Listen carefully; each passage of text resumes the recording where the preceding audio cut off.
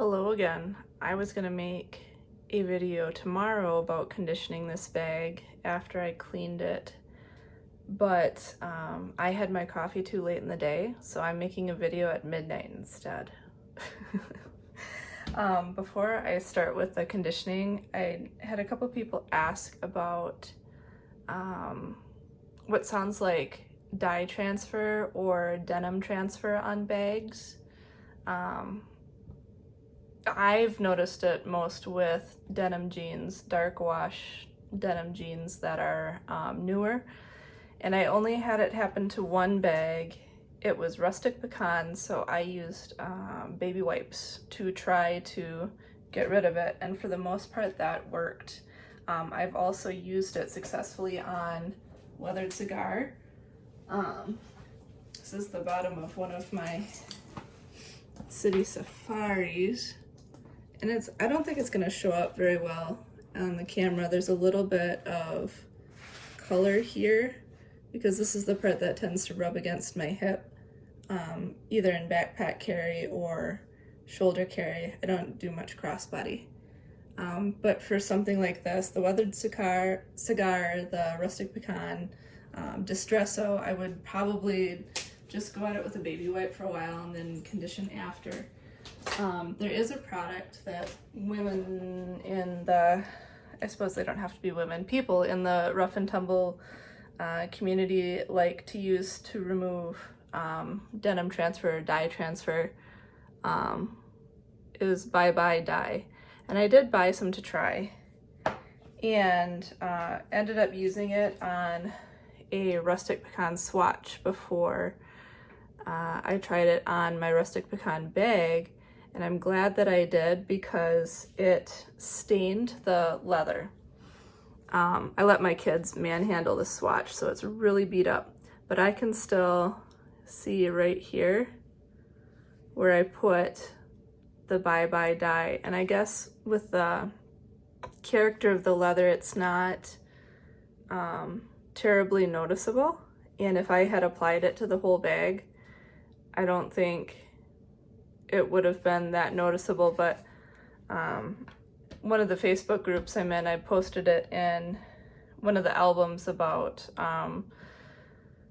caring for bags and that sort of thing, and problems. A newer picture of, or when it freshly happened, that it stained the swatch, and it was darker and much easier to tell, and I couldn't remove the stain. So I wouldn't recommend Bye Bye Dye for the more raw leathers, like I mentioned, rustic pecan and Distresso and weathered cigar, for fear that those would stain. But if you had something like a Mont Blanc, this is one of my other bags, this is cognac, you can see how it's got like a shiny layer on the top, and I'm not sure of the exact details because I'm not that up on the different leathers, but I think Bye Bye Dye would work a lot better on that than on some of the more raw leathers. But when I condition, I like the Remedy and Remedy Light that you buy directly from Rough and Tumble.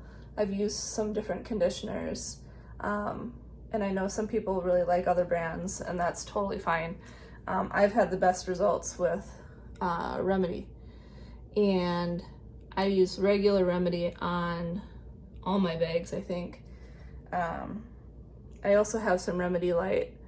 It's all messy because my daughter, my 2-year-old, likes to get into my conditioning supplies and make a mess, and it makes floors really slippery.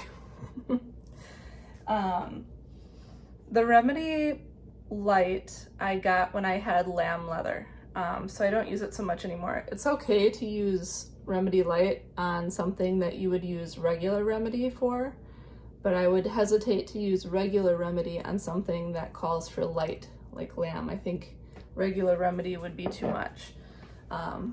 This comes in a little canister. You can see how it's thicker. Almost like a Vaseline, whereas the Remedy Light is kind of like a lotion. if it comes out, and can be used as a lotion. So for this bag, I'm gonna do the regular remedy. Probably not gonna record the whole thing because it gets a little monotonous, but so I start out, I kind of go by sections so I don't forget what sections I've done, but you really only need a little bit. And so I'll put it on my hands and rub it in a little bit because it's cold here. So it doesn't always melt very easily in hotter climates, and people with really warm hands, it melts right away. So I just kind of put it on like a thick lotion and just kind of rub, I guess. And then if you want your bag to soften up, this one's already pretty soft, I tend to scrunch it afterwards and really just beat it up. I've been known to sit on my bags. Sometimes I call it tenderizing them. My husband rolls his eyes at me. So it's pretty easy to see what I've already conditioned because it tends to darken, and I would expect this to be pretty fully dry by sometime tomorrow. It's always better to put less on, and you can always add more. See, now you can see there's very little left on my hands, and that's what I'll do is I'll just kind of like smoosh it around until it seems to be gone.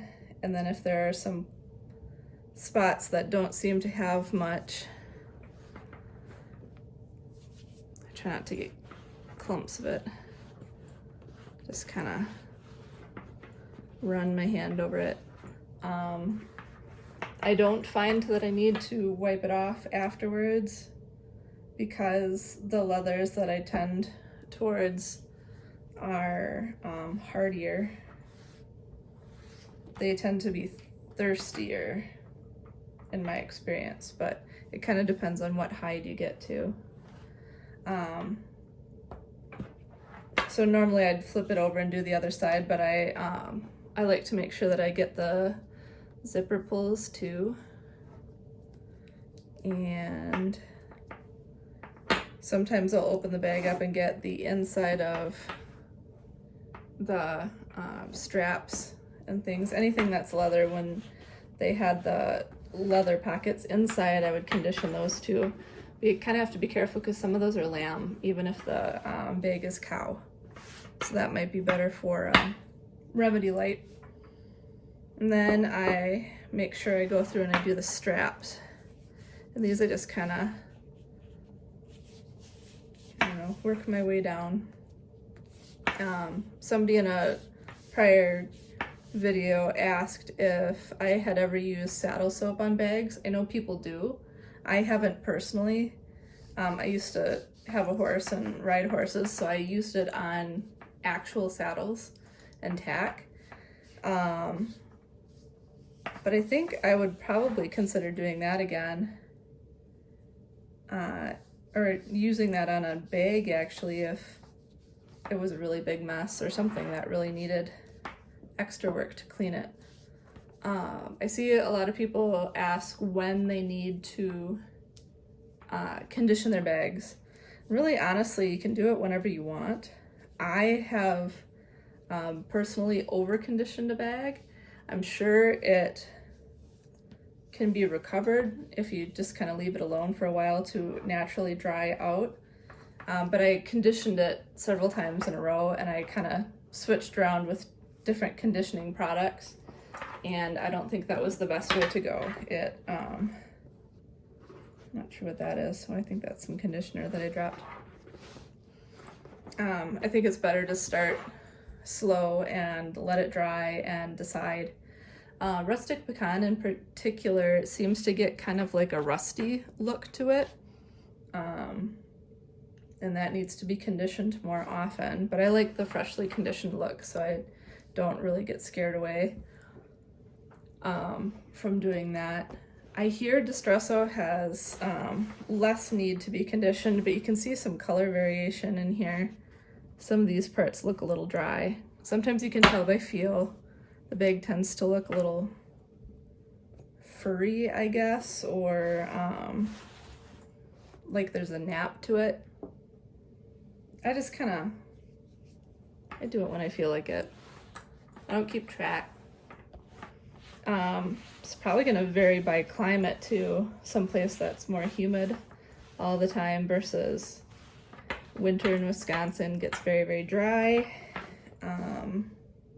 How you store your bags and that sort of thing. I don't do the dust bag thing. I don't really hang them in the closet much. I hang them by the door where I can see them regularly. And see, when I'm dipping in there, I'm barely getting anything at all. So I can better control where it's going. So I leave my bags out to the elements. And there's nothing wrong with keeping them in dust bags and organizing them in closets and stuff. I just don't really have the space, and I tend to like the rugged look, and I treat them accordingly. I like bags that I can beat up and just look better and better with age. And some people like the newer looking ones that are shiny, and it's just a different way of doing things. Not wrong, just different. Try to sneak in under here, these little hidden spots. I don't think the leather's gonna suffer too much if you don't get every single surface every time you condition. It's just how I am. I can't do part of it, not the rest of it. That's a personal thing. So then I'd pull these apart and get on the inside.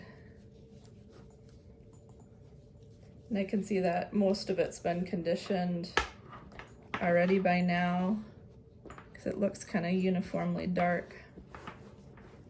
And then it'll lighten back up as it dries. There are certain conditioning products and soaps that permanently darken leather. I am trying to remember, like Bic 4, I think, will darken leather. Somebody correct me if I'm wrong. I don't mean to mistake it. I see a lot of people using like Fry leather conditioner. Trying to think of what else. I came over from the Lily Jade community, and I know a lot of ladies have, and I sometimes see them asking if they can use leather honey. I've seen a couple people say that they've had success using it, and I've also seen people say that they've ruined their bags. And my personal opinion, which is with no authority, just my own experience, I think leather honey would be really, really thick, especially on a bag that's thirsty. Distresso, weathered cigar, rustic pecan.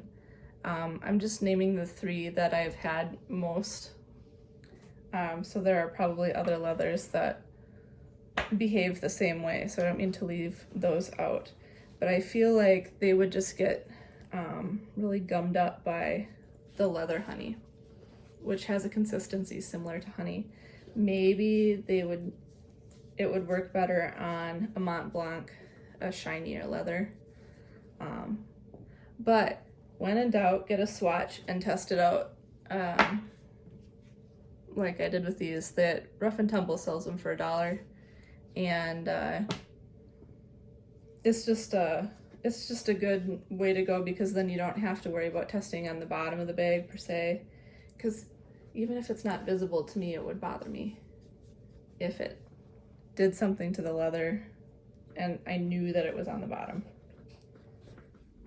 But anyway, so yeah, this is pretty much just what I do. Start with a little bit, and you can always add more, and I am not too worried about being precise. If you have something double pocketed or double zipped, like my 2 City Safaris, it's easier to work in sections. If you're going to condition, divide that into a section and then this into a section to kind of make sure everything gets done evenly.